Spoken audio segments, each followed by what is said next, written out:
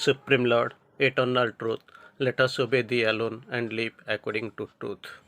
परमोच्च Prabhu Satyam नित्यत्वमेव Kavalam अनुवर्तामहे Satyam अनुजीवम Kavalam Shanti Shanti Shanti. Good morning, welcome everyone. Today we are going to discuss the most interesting topic, that is 5 dreams of Sri Aurobindo. Sri Aurobindo's 5 dreams. Very interesting. We all, as we know, we all see dreams during our unconscious state or in our conscious state. Sometimes also we daydream. Sometimes we get vision. But here what we are going to discuss today, almost a quarter an hour discussion, a point-to-point discussion on Sri Aurobindo's 5 dreams. It is almost related to the future and destiny. So we can go back to the Independence Day, same day on 15th August 1947. This was the message given. It is actually very, very much heart-touching, heart-stirring, and charged with the word of destiny. About discussing the fate, Sri Aurobindo speaks of the fate. Thy goal, the road thou choosest are thy fate. Destiny, he can accept it, he can refuse. But thing is, destiny is fixed, we have to go. Although the goal seems to be same, but the path is different. We have got not only one path, more than one path, but destiny has to be achieved. On 15th August 1947, it was, as we know, the birthday of India. But initially, if you can go a little bit behind, this is Sri Aurobindo's birthday. India's independence came on the Sri Aurobindo's birthday. It marks for her the end of old era for India, the beginning of new era. Recently, we have celebrated our Republic Day. But we can also make it by our life and acts a free nation, and an important date in the new age opening of the new age that is going to open shortly in the whole world, in the destiny of the mankind, for the political, social, cultural, in the spiritual humanity. Just we will have a grasp on that message, then we'll go for his dreams. On 15th August is my own birthday, and it is naturally gratifying to me that it should have been assumed this vast significance. On his birthday, freedom of India or birth of the new India comes, a liberated India, liberation from the long bondage. Indeed, on this day I can watch almost all the world movements which I had hoped to see. This was his dream since long. Even if when he was during his tenure of this freedom film struggle, freedom movement, and maybe before, while he was continuing his study and all in England. That's why that time also he hoped to see, Sri Aurobindo speaks of, I had hoped to see fulfilled in my lifetime, and it is done. Though then they looked like impracticable dreams that time it seemed not practicable, impracticable, arriving at the fruition or on their way to achievement. It was all seemed to be impossible, not at all possible. In all these movements, free India may well play a large part and take a leading portion. It is not this freedom, it is not confined to India. India, as we know, the land of Sri Aurobindo, the protected India. India is actually leading the destiny of the world. It is destined to be the spiritual of the Guru of the world, to be the leader of the world. East will rise with the arrival of the beloved India, revered India. The West also waiting for the significance growth of India and significant rise of India that is destined in the divine's calendar. A date is fixed in the calendar of the unknown, the anniversary of the birth sublime. At present, right now, we are going to have a discussion what is that 5 dreams and how it is on the way to fulfillment. Sri Aurobindo quotes his first dream. Of these dreams, 5, he had 5 dreams in his own vision. The great seer Mahayogi had a great vision. He had the 5 dreams, not only daydreams or in the unconscious or conscious. This was very much super conscious stage. He had 5 dreams for India and world and the mankind as a whole. The first of these dreams was a revolutionary movement which would create a free and united India. Revolutionary movement, he says. There was simultaneously 2 movements were going on. One is actually violence in this violent manner, in non-violent manner. Sri Aurobindo speaks of that the revolutionary movement which would create a free and united India. That has happened 1947. We can listen. We have already listened to the message and all. India today is free. Sri Aurobindo speaks of. India today is free from the bondage, that from the rule of the British people. India is free. She has not achieved unity, got the freedom, but not achieved the unity.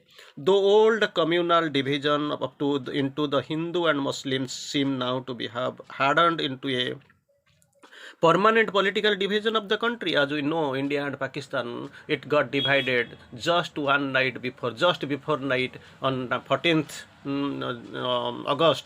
India and Pakistan got actually divided.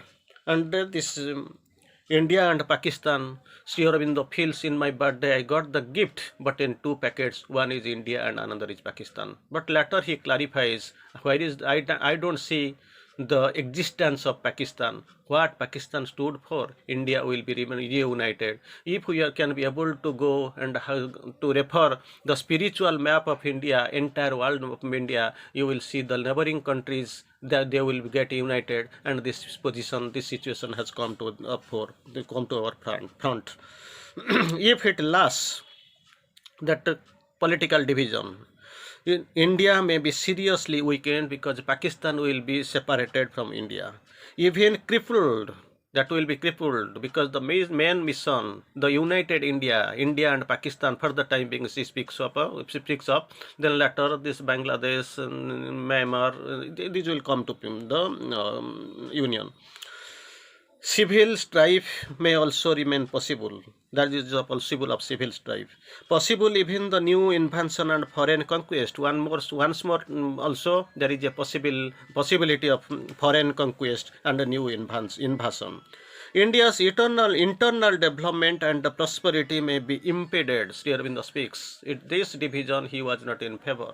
There he calculated, he predicted whatever is happening right now. This Santrasabadi terrorism, this division, this line of control, and also simultaneously this line of control. These people, outer people like China and all, they are coming into to interfere in the matter of India and Pakistan. It is happening that he had a dream and a vision on the Independence Day speech. We can see the message. We can see her destiny impaired.